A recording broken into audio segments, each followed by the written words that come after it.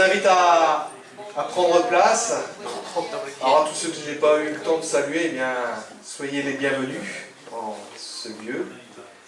Voilà. On va prendre place. Oui. On va te laisser le temps de boire ton café. Voilà.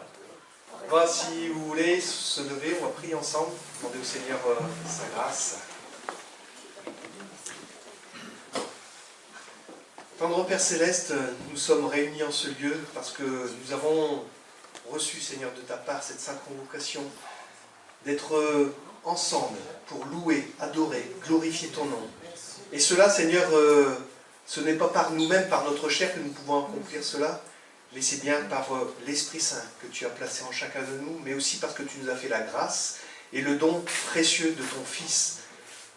Et Seigneur, merci pour que ces instants soient bénis de toi, que tu puisses donner la liberté à chacun de pouvoir s'exprimer avec cette assurance que ton amour est parfait, mais aussi, Seigneur, tu es celui qui veut encore ce matin nous combler de grâce, de bénédiction, mais aussi nous enrichir par ta parole. Alors fais du bien à chacun d'entre nous et vraiment que ton nom soit loué, glorifié, Père, dans le nom de Jésus. Amen. Voilà, je vous invite à rester debout. Alors, les insupportables, vous les coupez. C'est bien que si vous avez l'appel de Dieu, c'est bien. Mais ça se fera autrement. Voilà. Je sais bien que souvent on les oublie. Et on va commencer par quelques cantiques. Le premier qui nous dit « Acclamez Dieu ». J'espère qu'au niveau de la technique, un petit problème, ça bloque? Non. Ah, formidable. C'est très bien. Est-ce que vous êtes prêts à acclamer Dieu? Oui, je vois qu'il y a déjà les tambourins. Est-ce que vous avez vos cymbales portatives? Ouais, c'est bien. Acclamer Dieu, gens du monde entier, et célébrer son nom glorieux. Allez, 2-3 notes de musique, et c'est parti.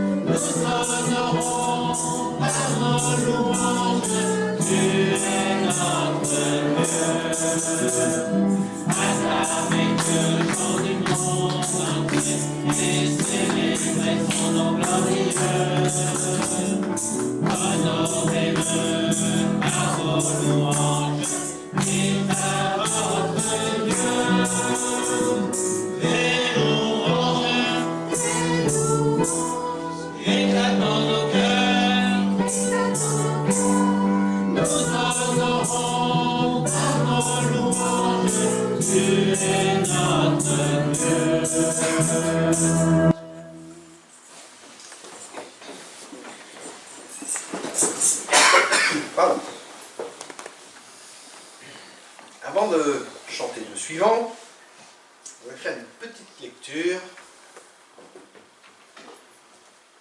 Que tous les peuples louent Dieu. C'est l'introduction au psaume 67.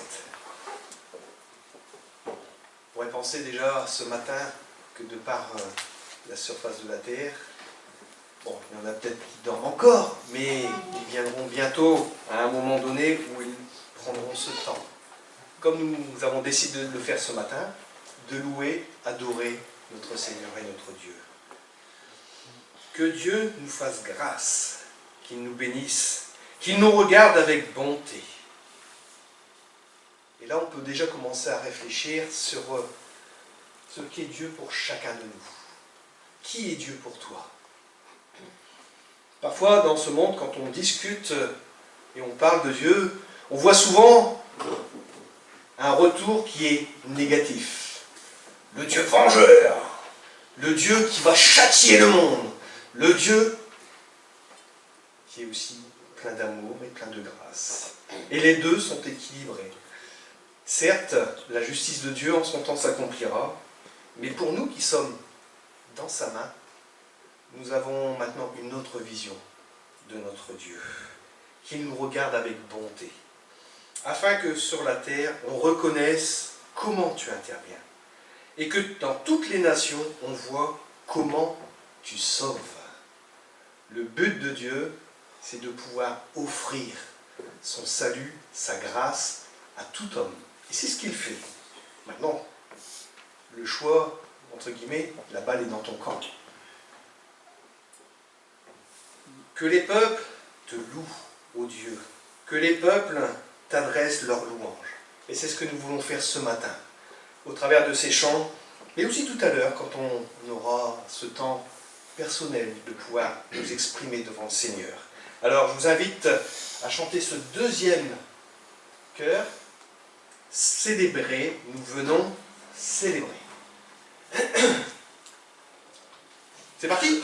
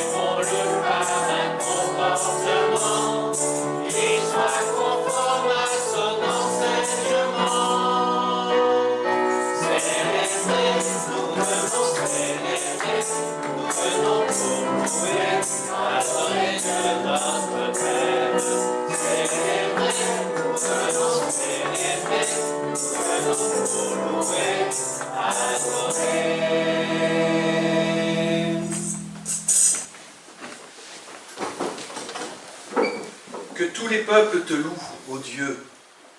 Que tous les peuples t'adressent leurs louanges. La terre a produit sa récolte. Dieu, notre Dieu, nous a bénis. Oui, que Dieu nous bénisse et qu'il soit élevé jusqu'aux fins du monde. Nous sommes là ce matin, et comme on vient de le dire, nous sommes là, non pas pour nous endormir, mais bientôt, quelque part, pour réveiller ce monde, pour pouvoir proclamer le nom de Jésus et lui dire, Seigneur, nous sommes là pour toi. Et, comme nous l'avons chanté, vous avez reçu des dons. Et ces dons ne sont pas pour vous. Ils sont pour l'utilité commune. Ils sont non seulement pour l'Église, mais aussi, comme on l'a vu avec Aurélien la semaine dernière, ils sont aussi pour être pratiqués dans ce monde. Et là, il y a tout un enseignement, une transformation, tout un, on va dire, un processus que le Saint-Esprit eh bien, s'active à, on va dire, à mettre en route, et j'irai même plus, il y a le point de départ, mais il y a aussi tout ce qui se fait derrière, mais il faut le laisser agir et le laisser faire. Alors, que ces dons, eh bien, nous puissions encore les manifester, les développer, et si vous êtes peut-être encore à la recherche de quel est vraiment votre don ou vos dons, demandez au Seigneur, demandez au Saint-Esprit de vous éclairer. Et vous savez, la parole de Dieu nous dit, demandez, vous recevrez. Mais demander une réponse, c'est aussi une prière. Et vous recevrez cette réponse. Le 551, c'est tout à toi. Et quand on veut travailler, quand on veut œuvrer dans l'œuvre du Seigneur, eh bien, il faut qu'on soit entier. Entier. Non pas 99%, non pas, comme on le dit souvent, allez, on garde un petit jardin secret pour nous. Non, le Seigneur nous veut tout entier. Il sait où nous en sommes, mais il sait aussi qu'il y a ce travail que l'on veut faire, c'est-à-dire progresser avec le Seigneur, avancer avec lui, marcher main dans la main avec le Seigneur. Alors que ma vie soit tout à toi, je veux tout donner pour toi. Est-ce que vous êtes prêts à relever le challenge ce matin? Est-ce que vous voulez avancer et glorifier le Seigneur? Dites pas, répondez dans votre cœur, chacun pour sa part. Et on se lève.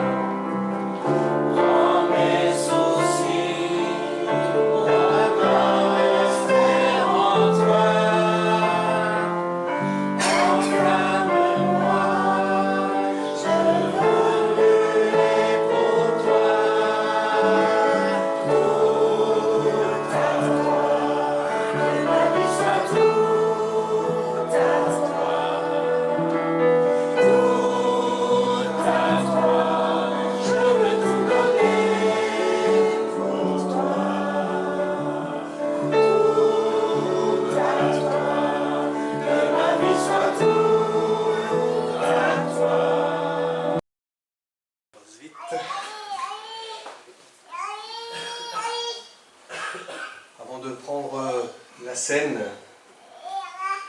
on va peut-être chanter ce chant qui nous dit « Jésus soit le centre ».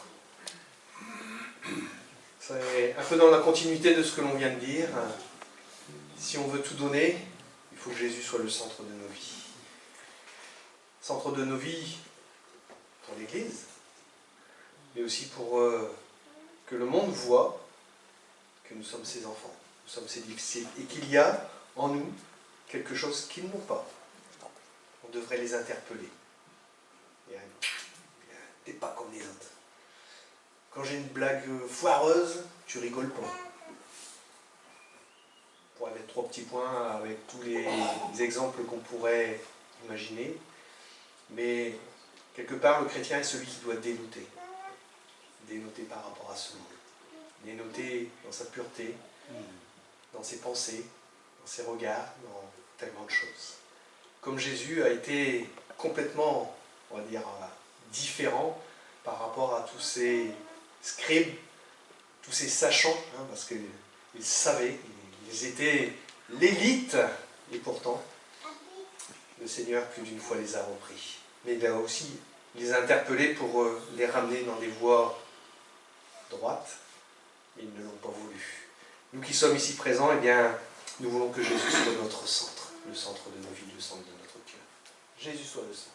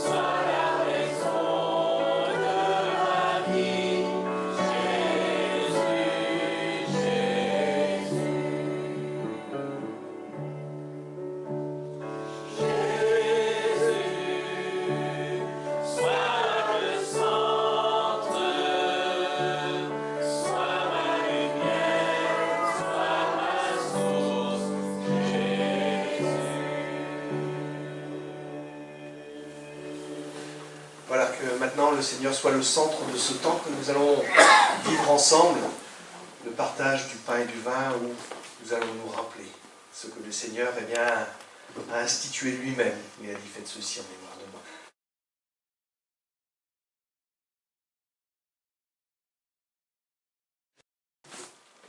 Alors vous, peut-être comme moi, depuis quelques jours, vous êtes envahis de messages. Là où vous avez eu le malheur de prendre une carte de fidélité, on vous rappelle qu'aujourd'hui, à partir de mercredi, et pour le mois qui vient, vous pourrez accéder au bonheur pour un prix réduit. C'est le principe des soldes. Alors qu'est-ce qui ferait votre bonheur? Qu'est-ce qui vous manque et qui vous rendrait si heureux? Enfin, temporairement, en attendant d'un autre truc qui vous rendrait, qui raviverait en vous le bonheur. Au fait, qu'est-ce qui te rendrait heureux? Est-ce que tu t'es posé la question? Qu'est-ce qui te rendrait vraiment heureux? Qu'est-ce qui apporterait une vraie satisfaction à ton âme assoiffée? C'est important de se poser cette question quand on est jeune. C'est important de se poser cette question quand on entre dans la vie active. C'est important de se poser cette question à tous les âges de la vie, aussi, quand on est plus âgé. On peut regarder en arrière et se dire, mais qu'est-ce qui m'a rendu vraiment heureux dans la vie? Voilà l'avis de Dieu sur la question. On le trouve dans le psaume 32. Et il est exprimé par la bouche de David. Voilà ce qui peut t'apporter. Quand on chantait ce chant, je pensais à un vieux cantique, ça va plaire à Francis. Un vieux cantique qui disait « Le parfait bonheur, c'est de mettre tout mon être à tes pieds, Seigneur. » Je ne sais pas si quelqu'un se souvient de ce chant. Non, je suis le seul à le connaître. Bon, tant pis. Je suis pourtant pas si vieux.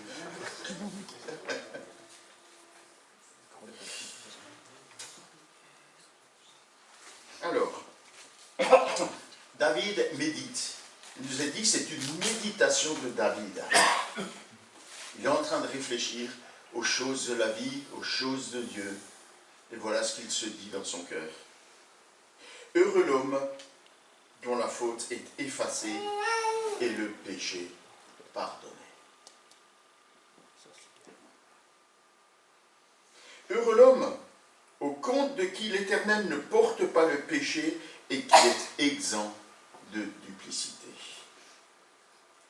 Tant que je taisais ma faute, je m'épuisais à gémir sans cesse à longueur de jour.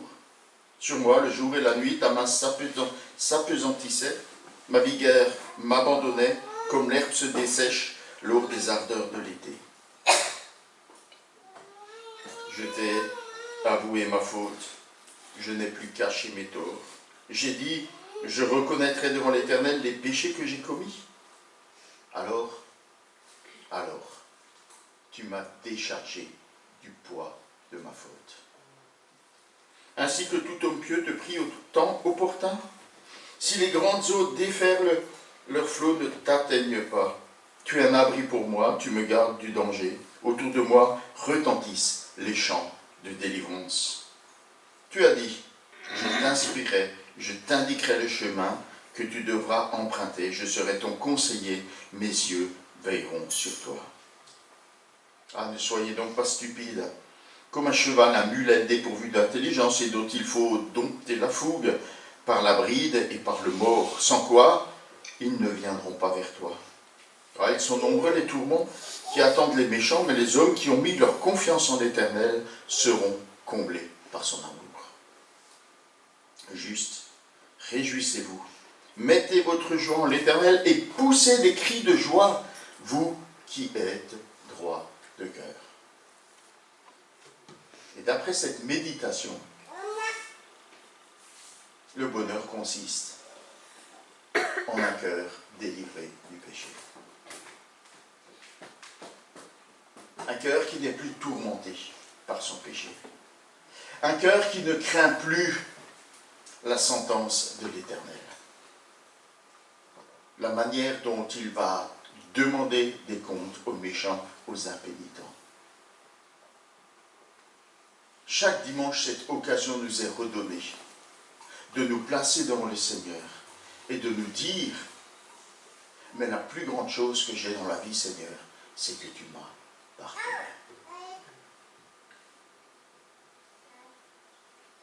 C'est de cette manière-là que Dieu voit notre bonheur.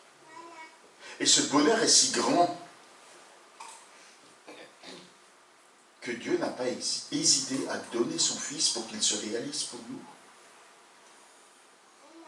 Ça, c'est pas les soldes.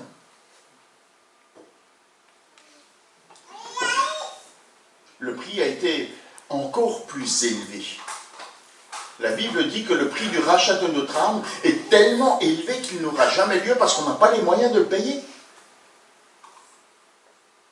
Dieu a pourvu à ce bonheur totalement inaccessible pour nous, en donnant la vie de son Fils. Heureux l'homme, heureuse la femme dont les péchés sont pardonnés. Et c'est comme ça que nous pouvons nous approcher de la table du Seigneur. Merci d'avoir pardonné mon péché. Mais Dieu veut t'offrir plus qu'un petit bonheur dominical, hein? Un petit moment où tu peux dire au Seigneur, ah, tu as pardonné mon péché, où tu peux reconnaître devant lui, oui, je suis pécheur, mais je te remercie parce que par ta grâce, tu me pardonnes et tu m'accordes ton amour. Heureux, dans le sens biblique, ça veut aussi dire béni. Et alors là, tu mesures toute la portée de ce que ça veut dire pour toi. Je pourrais reprendre ici la lecture que nous a fait Alex, qui nous a rappelé dans le début de l'Épître aux Éphésiens, tout ce que Dieu nous a accordé en Jésus-Christ. On peut aussi penser au psaume 1er, qui dit « Heureux l'homme qui s'éloigne, qui ne s'assied pas en compagnie des moqueurs, qui ne marche pas, qui n'écoute pas. Il est comme un arbre planté près d'un courant d'eau, qui donne son fruit en sa saison, dont le feuillage ne se flétrit pas. » Toujours alimenté par la bénédiction de Dieu. Et cette bénédiction, elle t'accompagne non seulement tous les jours, par cet amour dont ce texte nous dit qu'il est acquis dès à présent, mais cette bénédiction qui va durer pour l'éternité. Bonheur, bénédiction, bienveillance de Dieu. Il n'en sera pas de toi comme du méchant. Le méchant sera puni et éloigné de Dieu, mais toi tu seras recueilli, accueilli, recueilli dans son amour. Avant qu'on partage le pain et la coupe, je voudrais qu'on ait un temps de recueillement pour qu'on puisse méditer comme David. J'ai demandé à Simon, t'es ready? Oui. J'ai demandé à Simon de nous passer un chant. Je vous propose de l'écouter dans le recueillement, dans la méditation, dans la contemplation aussi de notre Sauveur. Après quoi, on partagera le pain et la coupe. C'est le moment de se replacer devant le Seigneur, de remettre les choses à leur juste place, de goûter à ce bonheur, à cette bénédiction qu'il nous a accordée en Jésus-Christ.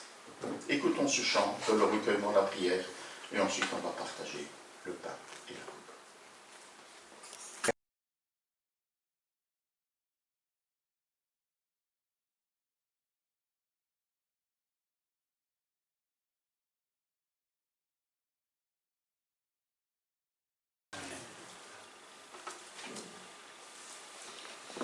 Alors je vais dire un passage dans 2 Corinthiens au chapitre 6, des versets 1 au verset 13.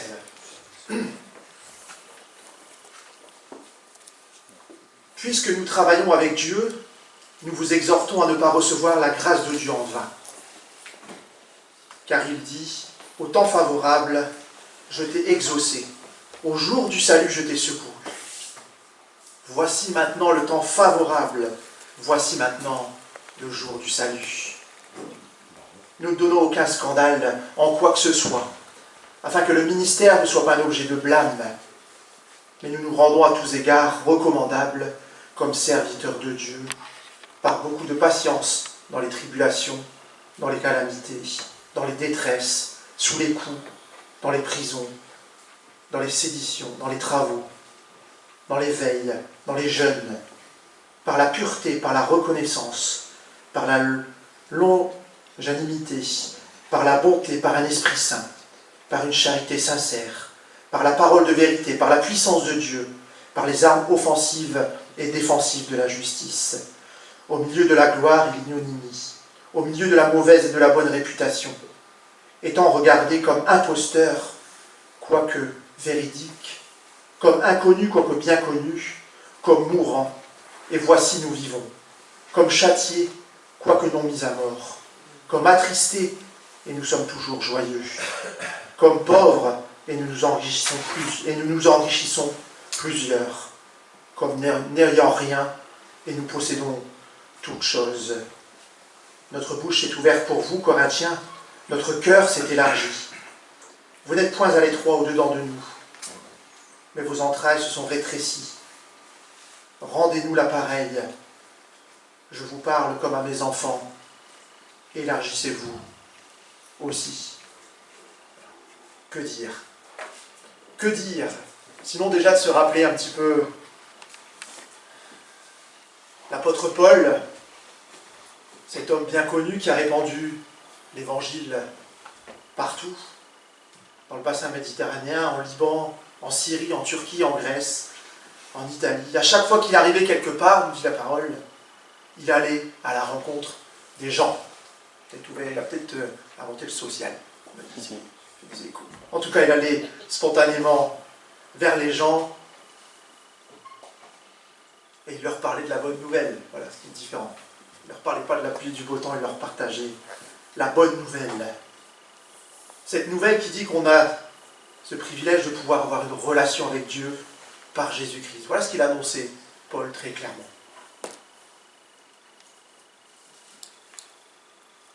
C'est comme ça, nous dit la Bible, que plusieurs petits groupes de chrétiens se sont créés. Et Paul restait en contact avec ces groupes de chrétiens d'une manière étrange, par des lettres. Il restait en contact avec eux par ces lettres. Ce qui est particulier, effectivement, c'est que Corinthe avait une certaine réputation, se rappeler.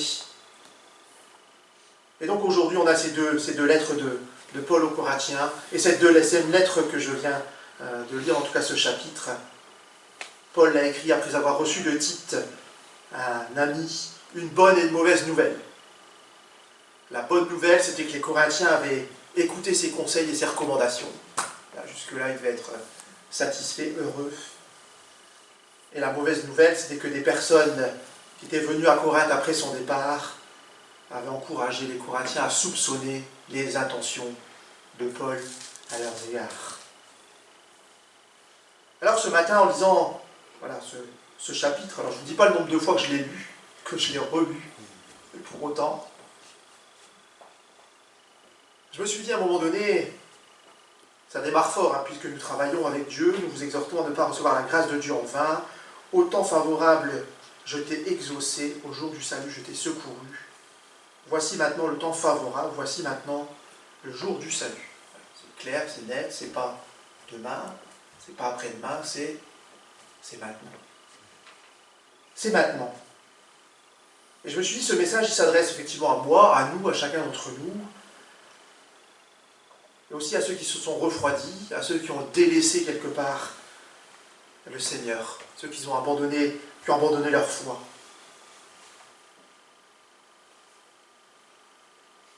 Il le dit dans cette première partie du verset 2, si vous avez déjà pensé un jour croire en Jésus, si vous avez déjà pensé un jour, c'est maintenant le moment.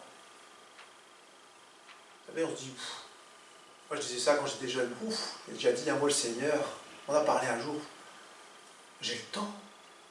J'ai le temps, et de l'image que j'en connaissais, vraiment que j'en connaissais à l'époque, c'était effectivement de voir passer le dimanche devant chez moi, désolé, les cheveux blancs, les cheveux gris, qui se rendaient à l'église le dimanche. Je me suis dit, j'ai le temps, moi je suis jeune, et je verrai ça quand je serai vieux, ou je verrai ça plus tard, sans connaître du tout ce que le Seigneur avait prévu pour moi.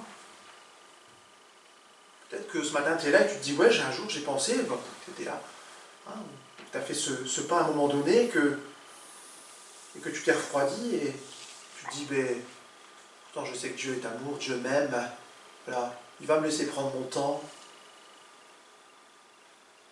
Pourtant il dit, c'est maintenant, tout de suite, là, aujourd'hui, qu'il faut prendre une décision dans ton cœur, qu'il faut peut-être renouveler cette décision que tu as prise pour le Seigneur.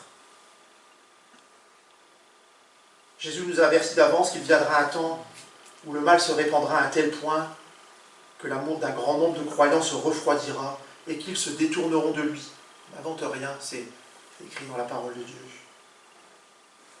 Il viendra un moment où plusieurs d'entre nous, qui auront souffert à cause de lui, abandonneront leur foi pour retourner à leur ancienne vie, parce qu'ils ne supporteront plus de souffrir, de vivre des choses difficiles dans leur vie. Cette période qu'on ne connaît absolument pas, vous verrez, ça va arriver, ça ne va pas absolument pas vous parler. Un monde rempli de méchanceté, rempli d'injustice. Ça arrivera. Vous ne vivez pas, mais ça arrivera à un moment donné. Si vous avez déjà réellement aimé et suivi Jésus, et que vous êtes refroidi, on n'est que des hommes et des femmes, et c'est compliqué. Denis l'a dit, et j'aime le dire, qu'il faut être à 100% pour le Seigneur, et il ne nous veut pas à 70, ni 80, ni 90. C'est vrai qu'on se le martèle assez souvent, même quand on est là devant, et on se le dit pour nous-mêmes. Pour autant, on a des périodes où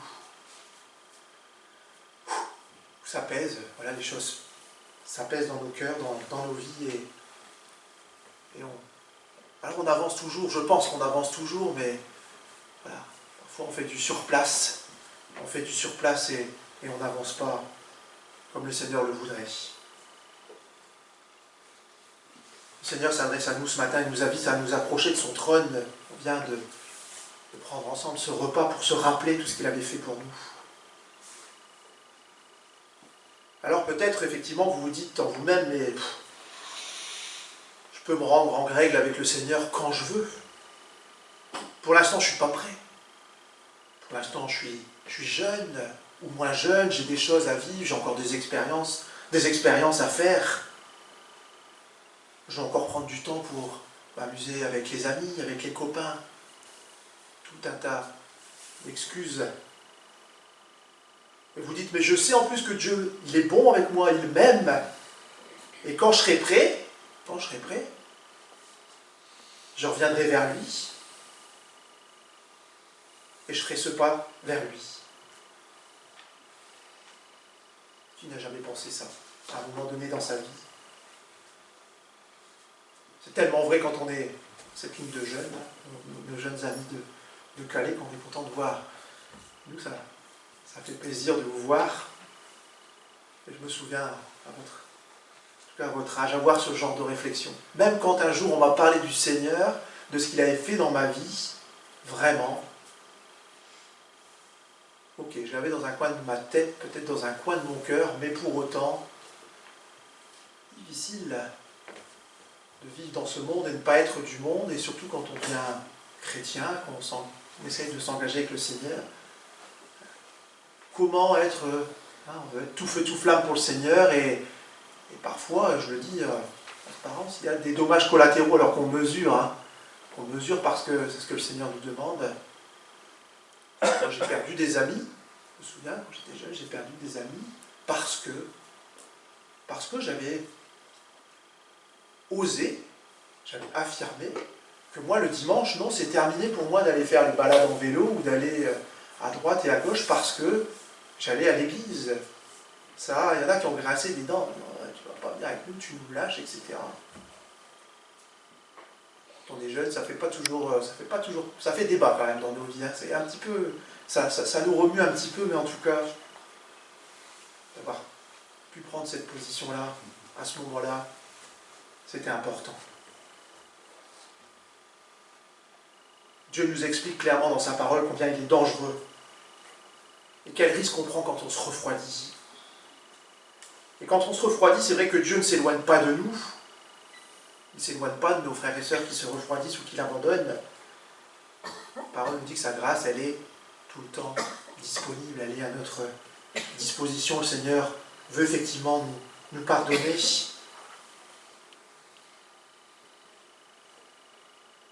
Mais quand on se refroidit, nos cœurs s'endurcissent.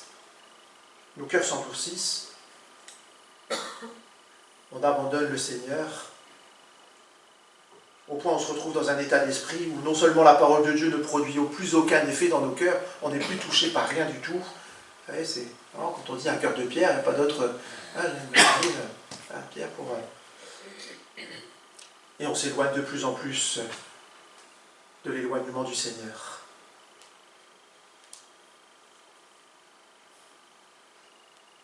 La parole nous dit, c'est pourquoi, si vous entendez la voix de Dieu aujourd'hui, ne refusez pas de comprendre, comme lorsque vous étiez révoltés contre lui, comme le jour où vous l'avez mis à l'épreuve dans le désert, nous dit Hébreux 3. Nous devons tenir ferme dans la foi, et proclamer le Seigneur dans nos vies. Avoir une foi ferme, je vais loin, c'est une question pour moi de vie ou de mort. Voilà, attention, je crois que parce que le péché qui endurcit nos cœurs, le malin fait son travail. Et quand nos cœurs s'endurcissent, vous savez, cette voix qui dit wow, vas-y, tu peux y aller, c'est pas grave, personne ne le verra, personne ne le saura. C'est qu'un petit péché, vas-y, fais-toi plaisir. Et tout ça mis bout à bout. Ça fait pas bon ménage, ça fait pas bon ménage.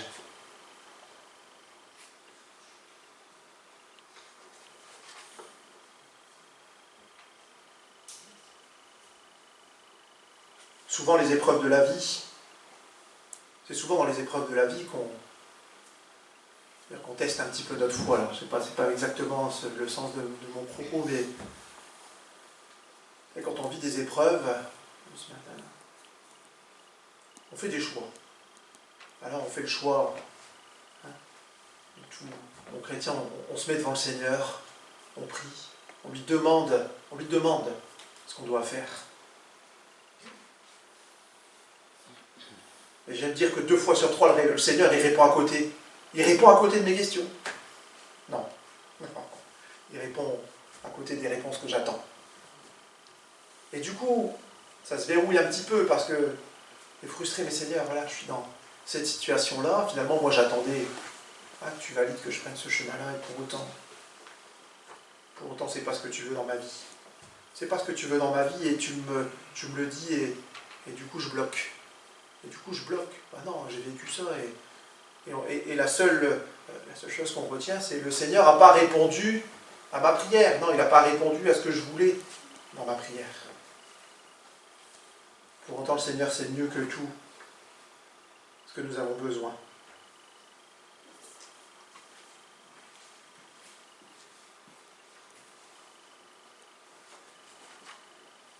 Deux choses dans ce texte. Le Seigneur nous demande, comme à Paul, d'être des ambassadeurs, d'être des chrétiens engagés. Tout d'abord, être ambassadeur, être chrétien, c'est mettre en œuvre dans nos vies, il ne dit pas que le dimanche, tout au long de la semaine, c'est de pouvoir mettre l'évangile en avant dans notre vie. Et là aussi, parfois, c'est pas simple. Parfois, c'est pas simple. Mettre l'évangile en avant. Soyons des ambassadeurs. Alors j'ai regardé, parce qu'ambassadeur, c'est quand même un mot, c'est pas juste être envoyé comme ça. Souvenez-vous, dans la parole, quand on parle d'ambassadeur, c'était quelqu'un qui allait... C'est une personne qu'on envoyait dans un territoire qu'on venait d'occuper avec une mission particulière. Voilà, si on prend le terme ambassadeur, pour étendre encore plus l'influence qu'on avait ailleurs. L'ambassadeur était alors le représentant local de celui qui l'envoie, c'est l'empereur. Nous sommes appelés à être des ambassadeurs du Seigneur. Là, il ne faut pas prendre les choses à la rigolade, là on ne rigole plus. Le Seigneur attend des choses de nous, quelle que soit notre situation, on le dit toujours, quelle que soit. On sort des compétences. Le Seigneur, on l'a entendu la semaine dernière, le Seigneur a accordé à chacun des dons. Je n'étais pas présent, mais j'en ai eu plein de retours. J'ai écouté, et le Seigneur accorde à chacun d'entre nous ces dons. C'est ce que j'ai retenu dans ce que j'ai entendu. C'est qu'effectivement, on a chacun des dons et qu'on aimerait toujours avoir le don des autres. Le Seigneur nous a donné ce don-là. Qu'est-ce qu'on va aller s'embêter à vouloir celui notre voisin? Voilà, on met les dons en commun et on est complémentaires dans le Seigneur. Parenthèse. Nous sommes appelés donc à être des ambassadeurs. Le salut nous est offert pleinement par Dieu.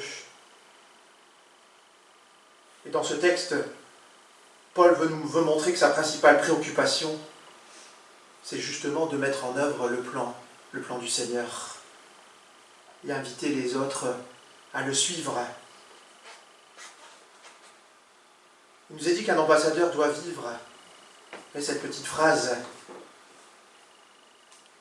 que nous ne devons pas être des barrières pour les autres dans le message de l'Évangile. Je me suis dit, oula, c'est vrai que parfois, je ne suis peut-être pas toujours bon dans la manière dont j'aborde les choses. Vous allez me dire, mais comment je pourrais être, moi, est-ce que je peux, comment je pourrais être une barrière au message de l'Évangile? Parfois, tu l'as dit, voilà, parfois par notre attitude, par notre manière d'être, par notre désir de vouloir faire partie d'un groupe, et du coup on va partager des blagues, vous savez, ces blagues entre collègues. Je dis, quelle position je prends sur des sujets d'actualité qui sont en total désaccord avec ce que nous dit la parole de Dieu. La création, on parle de plus en plus, vous savez, il y a eu la période des examens, brevets, les bacs, etc. Et donc il y a eu beaucoup de questions à la maison, et les plus jeunes, effectivement, sont aussi là-dedans, en train de poser des questions, création du monde, etc., sexualité, homosexualité, tous ces sujets, voilà, avec lesquels on n'est pas toujours à l'aise, parce que la société est aujourd'hui en décalage avec ce que la parole nous écrit. Voilà comment on peut être un obstacle si, avec la manière, nous ne prenons pas position dans certaines discussions ou dans certains propos qu'on peut entendre. Je ne veux pas dire que tous les jours, je ne veux pas dire que 3 fois par semaine, il y a toujours quelqu'un qui va venir lancer ce petit pic sur Dieu. Alors c'est toujours de manière inopinée, c'est jamais prévu, mais encore cette semaine, une salariée qui est venue lancer, en fait, je suis resté un petit peu de marbre, elle s'est retrouvée un petit peu, peut-être parce que je pense qu'elle s'attendait à ce que je donne de l'eau à son moulin et que j'abonde là-dedans. Pour autant, je me suis dit, j'ai raté quelque chose à ce moment-là, mais c'est pas grave. Le Seigneur me permettra de rattraper la chose à un autre moment. Oui, nous devons vivre à la manière de ce que le Seigneur attend de nous.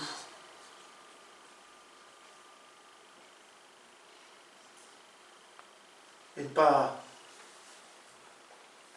faire d'être vigilant à ne pas confondre le message qui est transmis avec le messager. Vous savez, comment dire ça? C'est l'idée de faites ce que je dis, pas ce que je fais.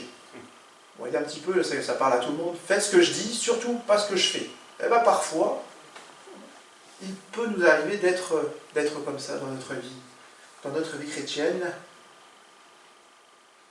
Je vais vous donner un exemple qui parle. Je reste dans la scolarité. J'ai fait de l'allemand, LV1 allemand. LV1 allemand, le gars LV1 allemand jusqu'à sa licence. Comptez le nombre d'années que ça fait. Je ne vais plus compter parce que c'est trop loin pour moi. Ne me demandez pas de faire une phrase aujourd'hui, j'en suis strictement incapable. Et je suis vraiment nul en allemand. Peut-être que j'aurais dû travailler plus. Mais en tout cas, j'ai eu des profs d'allemand plutôt bizarres.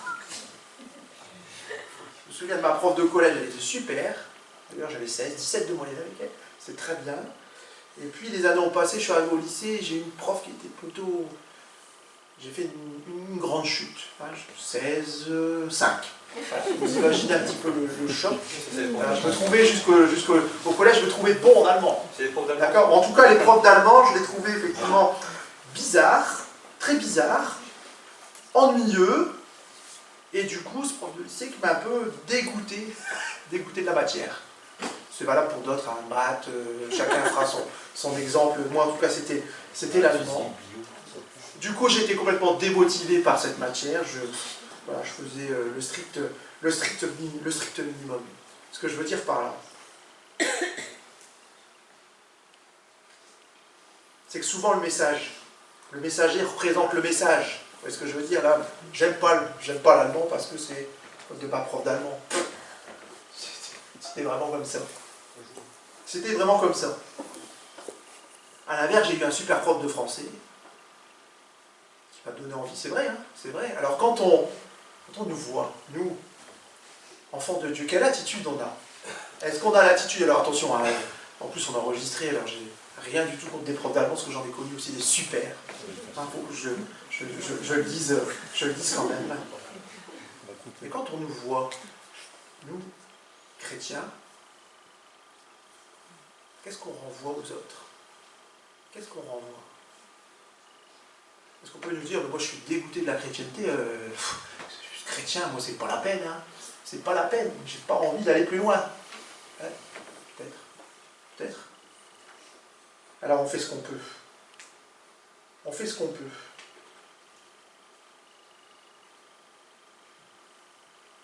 Dans son message, Paul nous montre et nous dit aussi dans son texte qu'il est prêt à souffrir et à mener une vie dure pour le message. Il rappelle aux Corinthiens dans ces critiques qu'il reçoit, il leur dit simplement, mais regardez un petit peu, toute humilité, regardez un petit peu ce que j'ai fait. Je suis venu à Corinthe en simple serviteur. Il les insiste à se rappeler les sacrifices qu'il a fait pour eux. Il leur rappelle tout ce qu'il a enduré jusqu'à présent pour le message dans tous ses voyages.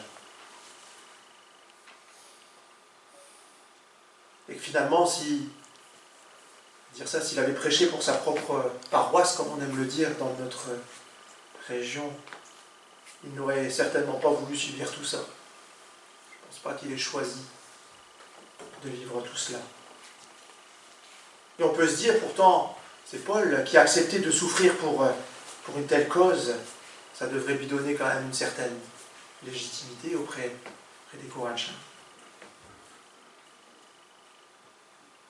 Et pour autant, on l'accuse tout de même. Être ambassadeur pour le Seigneur implique aussi de vivre notre vie pour les autres. Le texte nous dit de vivre pour les autres. Une vie marquée par un amour sincère pour les autres. Deuxième point, vivre un amour sincère pour les autres. C'est difficile parce qu'on est aussi dans un monde où vivre l'amour sincère pour les autres, on devient parfois parano, hein, vraiment, ce monde, on devient souvent parfois parano dans l'intention qu'a l'autre vis-à-vis de nous. Je ne sais pas si ça vous arrive, mais on se demande un petit peu si vous savez, ces gens qui sont bien, qui viennent vous voir, qui on a l'impression qui sont vraiment là pour vouloir vous aider ou vous dire, et au fil des temps, il y a forcément un intérêt qui leur est personnel et propre, mais peut-être qu'il y a que moi qui ai vécu cette expérience, mais c'est tant mieux, j'ai envie de dire tant mieux, mais vivre un amour sincère,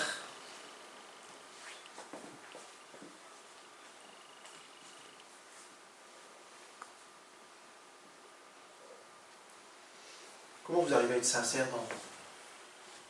dans ce monde aujourd'hui, justement avec vos amis, où on a parfois on a toujours le doute. On dit souvent, je parle de moi parce que je me connais bien, que moi, il faut y aller pour que je sois un petit peu bousculé ou touché, vous voyez, souvent que je suis un canard. Pourquoi? Parce que le canard, l'eau elle coule sur lui, il n'y a pas de souci, il n'est pas trop mouillé. Alors, peut-être que c'est dans ma nature, en tout cas dans celle que le Seigneur m'a donnée. Parfois ça m'est reproché quand même, de dire, mais finalement on a l'impression que tu acceptes tout et tu supportes tout. Je ne suis pas, attention, je suis là bien, mes pieds au sol et aucune envolée lyrique de ma part. Je suis très humble. Je pense que le Seigneur m'a fait comme ça, et en même temps, c'est un point d'ordre que vraiment je tiens à amener dans ma vie, c'est de donner du crédit à la personne que j'ai en face de moi, quelles que soient ses intentions.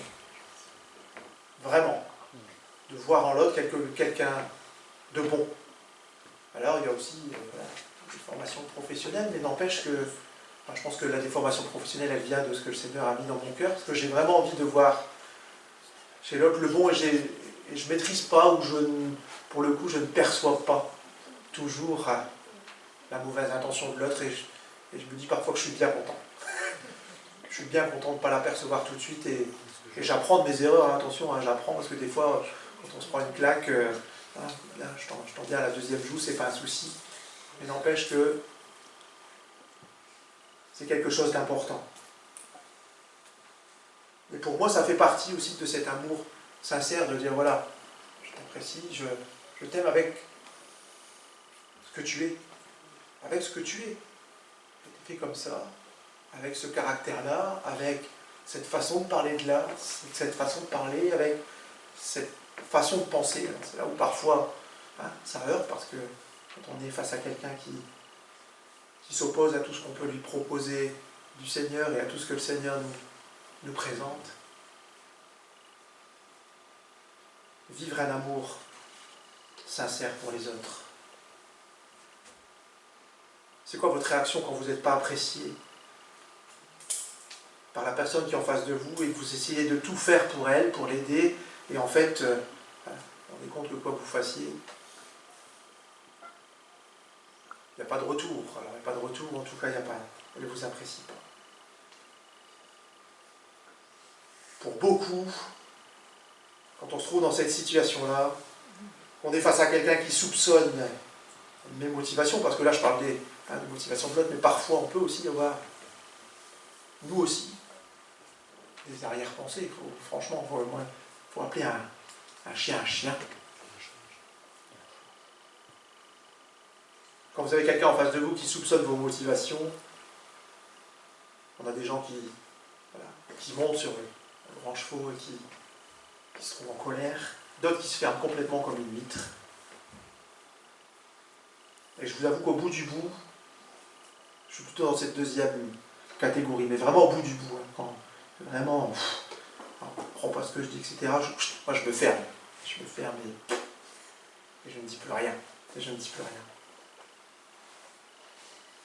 La Bible nous dit que depuis la chute, dans le jardin d'Adam et Ève, nous sommes séparés de Dieu. Nous sommes spirituellement morts. On soupçonne parfois les intentions de Dieu à notre égard.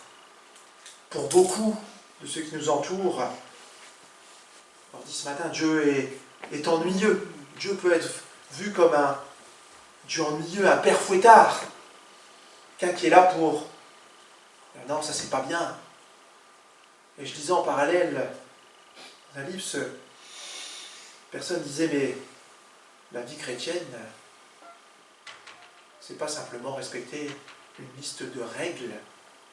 Et parfois, on a peut-être tendance à se dire, mais ouais, si je vis avec le Seigneur, voilà, la loi, il est là et je dois respecter ces règles. Alors, de toute façon, je ne dis pas que c'est pas vrai, hein, ce que je suis en train de dire, mais c'est pas que ça. C'est pas que ça, parce que vous pouvez, imaginez bien, vous pouvez respecter tous ces règles-là, et pour autant, ne pas être à l'écoute des autres, ne pas être, même si c'est dans les règles de ce que Dieu nous instaure. Dieu est venu sur terre, il est mort, il est ressuscité, pour que nous puissions dès maintenant être en relation avec lui. Dieu prouve son amour envers nous. Lorsque nous étions encore pécheurs, Christ est mort pour nous, nous dit la parole de Dieu.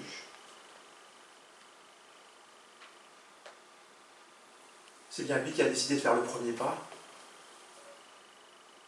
C'est bien Dieu qui, en envoyant son Fils sur terre, a souhaité que nous puissions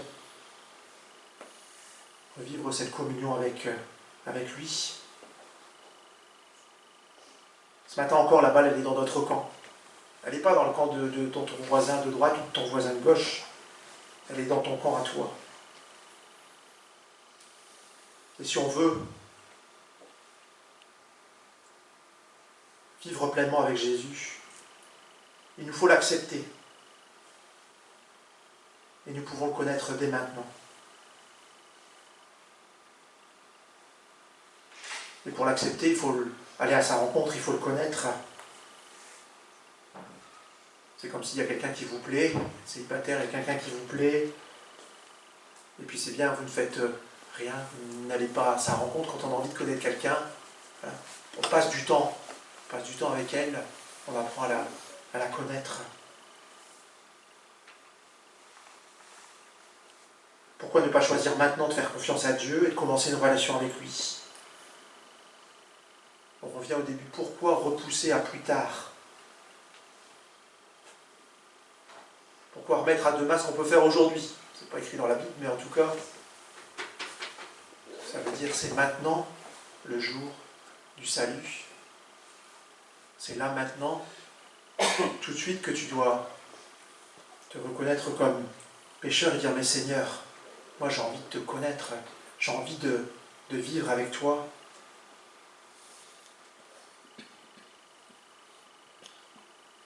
Paul aimait sincèrement les Corinthiens.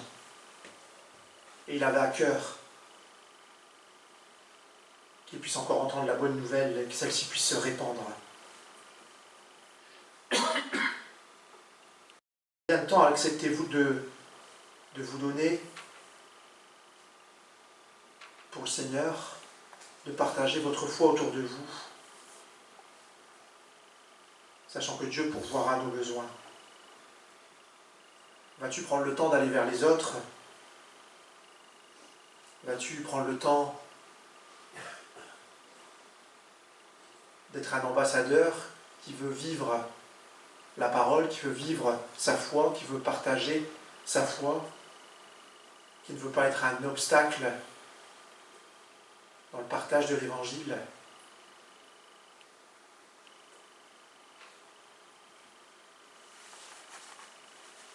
Dieu a donné son Fils unique sur la croix. Qu'est-ce qu'il nous faut de plus ce matin? On a commencé en disant, vous cherchez le bonheur, qu'est-ce qui vous ferait le plus plaisir? On est dans le thème, qu'est-ce que vous souhaitez là, maintenant, tout de suite? Maintenant, tout de suite.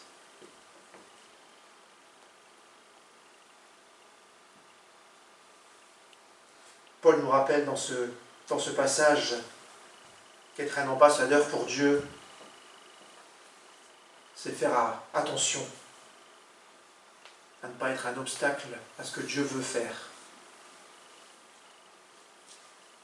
Être ambassadeur pour Dieu, c'est mener une vie la plus proche possible de la sienne. Alors je vais dire comme ça, nous espérons te ressembler, Jésus, c'est mon espoir suprême. Est-ce que c'est le vôtre ce matin? Mener notre vie pour le message, ça implique effectivement, je le dis, des sacrifices parfois dans nos vies, dans nos entourages. Et être ambassadeur de Dieu, c'est aussi pouvoir partager cet amour sincère envers les autres.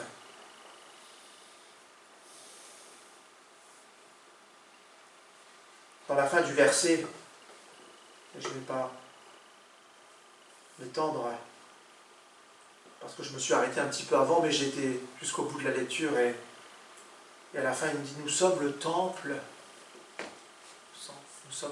de Dieu. Et on a déjà eu l'occasion de voir un petit peu cette présentation. Notre frère Gabriel nous a déjà présenté, vous savez, ce temple et les parties du temple, etc. Et en lisant dans différents commentaires, voilà, dans nos têtes, sinon vous mettez devant, vous dites ça c'est une église, vous mettez là-bas, ça c'est une maison, vous voyez, ça c'est un temple, et c'est plus profond que ça. Quand le Seigneur nous dit vous êtes le temple du Saint-Esprit, vous savez, dans le temple, je vais juste retenir ça, je ne veux pas faire de histoire parce que moi de toute façon je vais me perdre, mais dans le temple, il y avait plusieurs parties. Et la partie la plus petite qui contenait le tabernacle, voilà, c'est ça. C'est ça l'arche, voilà, le cœur, cette petite partie. Et le Seigneur veut que nous soyons, comme le dit, les saints des saints. C'est-à-dire que nous soyons des enfants de Dieu qui sommes, j'aime le dire, 200% pour lui. c'est une réelle, je vais perdre mes mots à cette heure-là, c'est une réelle, je l'ai entendu, mais il faut voilà, aidez-moi les frères, aidez-moi. C'est une réelle discipline, voilà, vous trouvez mon mot, c'est vraiment une discipline, voilà, une discipline de se dire, Seigneur, oui je veux, oui j'ai la volonté de te suivre, oui, mais d'abord, il faut que je me discipline à lire ta parole, à prier, à être un témoin fidèle, tant dans mes paroles que dans mes actes. Soyons des ambassadeurs pour le Seigneur, pas demain, pas après-demain, dès aujourd'hui. Au temps favorable, je t'ai exaucé, au jour du salut, je t'ai secouru.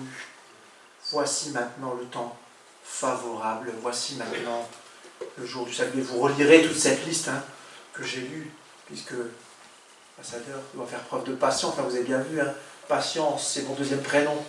Pour tout le monde, patience, c'est mon deuxième prénom. Oui, bien sûr. Justice, c'est aussi mon troisième prénom. Est-ce que je suis toujours juste? Seigneur, j'ai du travail, on a du travail. Je dois relever mes manches. C'est pour ça que je mets des manches courtes. Comme ça, j'ai l'impression que je dois moins les remonter. Mais Seigneur, en tout cas, moi j'ai besoin aussi, même si tu n'es pas un Dieu qui punit, mais souvent j'ai besoin que parfois tu me mettes un coup de pied. Que tu me secoues un petit peu. Que tu me sortes de ma zone de confort qui parfois est, entre nous, pas spécialement très confortable quand on y regarde de plus près. Seigneur, cette croix, elle dit tout. Elle dit tout ce que tu as fait dans ma vie. Et je pense que, plus ça va, je me dis, dans ma conversion, je pense que ça a été vraiment un sujet, je ne vais pas dire de discorde pour moi, parce que, effectivement, quand on me parlait du Seigneur, je voyais toujours Jésus sur la croix, vous voyez, c'est crucifié partout, là, et toujours... Et donc on m'annonçait que Dieu était ressuscité, etc. Et je me dis, mais pourquoi alors? Bon, c'est tout. Ça a été, et là, oui, Dieu a envoyé son Fils, il est mort, il est ressuscité. C'est un Dieu vivant, qui prend soin de nous, qui nous accompagne dans nos difficultés, qui veut faire de nous des enfants de Dieu, des missionnaires là où il nous a placés. Pareil, ambassadeurs, missionnaires. Voilà ce que le Seigneur attend de nous, pas que nous soyons des chrétiens et des chrétiennes pépères du dimanche, comme je reviens à ce que je disais au départ, qui prennent leur voiture le dimanche et qui vont à l'église pour checker, ça c'est bon, c'est fait. Nous devons vivre jour après jour, à chaque instant, notre vie avec le Seigneur. Seigneur, je te remercie parce que ta parole nous dit que tu nous as créés à ton image. Seigneur, c'est vraiment un passage que j'ai pris du temps à valider dans ma vie. Tu m'as créé à ton image et Seigneur, tu sais combien je suis imparfait, combien nous sommes imparfaits. Et je sais aussi que tu es parfaitement Dieu. Et que tout ce que tu as fait, c'est vrai, par amour pour nous, parce que tu avais ce désir que nous puissions à nouveau entrer en relation avec toi, en communion avec toi. Et Seigneur, merci parce que chaque jour, tu nous permets d'aller de l'avant. Et chaque jour aussi, parfois, tu me permets d'aller de l'arrière.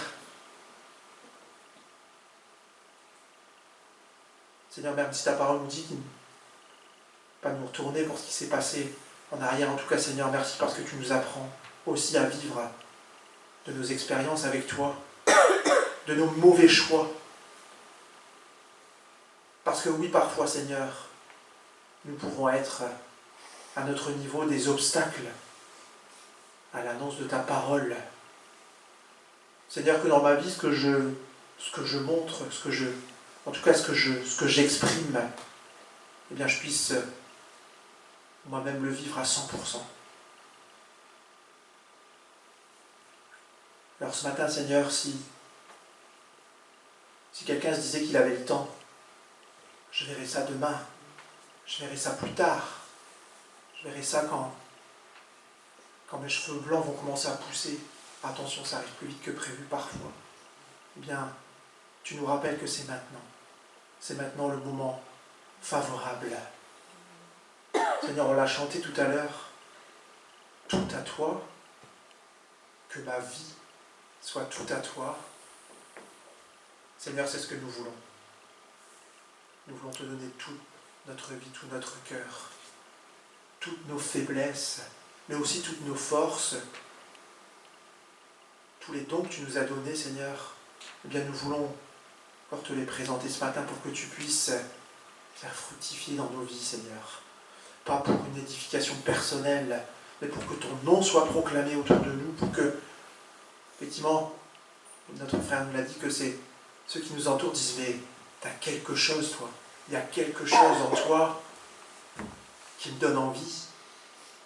Tu n'es pas comme les autres. Alors nous ne sommes pas différents des autres, mais en tout cas, nous avons ce grand trésor dans nos vies.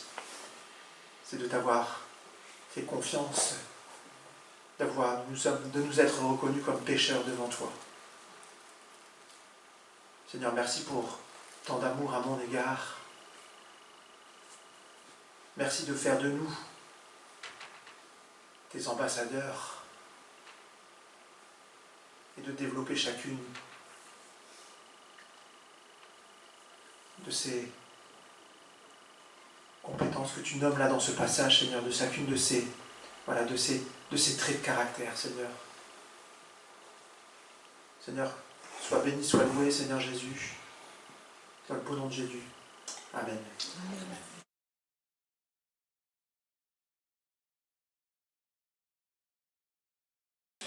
Alors, cette semaine,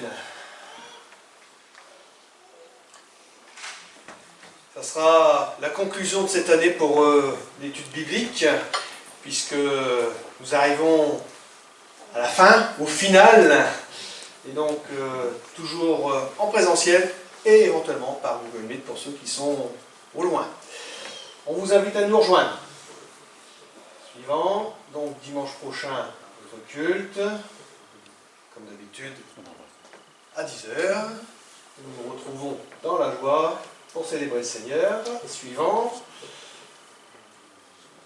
Alors, pour ceux qui aiment marcher, qui aiment se promener dans les dunes à Zuidcote, eh bien on se retrouve chez Ruth après le culte. Vous êtes tous conviés, pour ceux qui, même s'ils veulent venir de Calais, vous savez, la plage de Calais, elle rejoint celle de Zuidcote, c'est le même sable.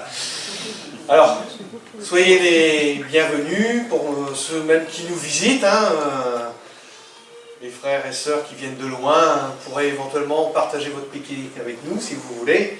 Voilà, donc après le culte, chez Ruth, pour partager un repas et ensuite bien marcher, parce qu'il faut bien digérer. Marcher pour ceux qui peuvent, ceux qui ne peuvent pas. Et ceux qui ne peuvent pas marcher, bien sûr, il y aura des chaises pour bien être ensemble, partager des choses et s'ils veulent prier, lire, s'exhorter, que sais-je, selon l'esprit. Voilà. Exaucé. J'espère que tu as été exaucé. Tu as eu ton cadeau d'anniversaire? Oui. Tu as eu ce que tu as demandé? Oui. Donc il a été exaucé. Alors, que le Seigneur te bénisse. Joyeux anniversaire. Joyeux anniversaire. Joyeux anniversaire exaucé. Joyeux anniversaire. On te fera des gros bisous tout à l'heure. Te sauve pas surtout. Et après quoi, on retrouve toutes ces infos sur nos réseaux, vous les connaissez. Et puis, je pense en avoir terminé là. J'avais encore un champ, mais vu le timing, le poulet va être trop cuit. Donc on va se lever, on va se séparer et simplement vous dire que la grâce de Dieu soit sur vous. Que Dieu vous bénisse durant cette semaine et à la semaine prochaine.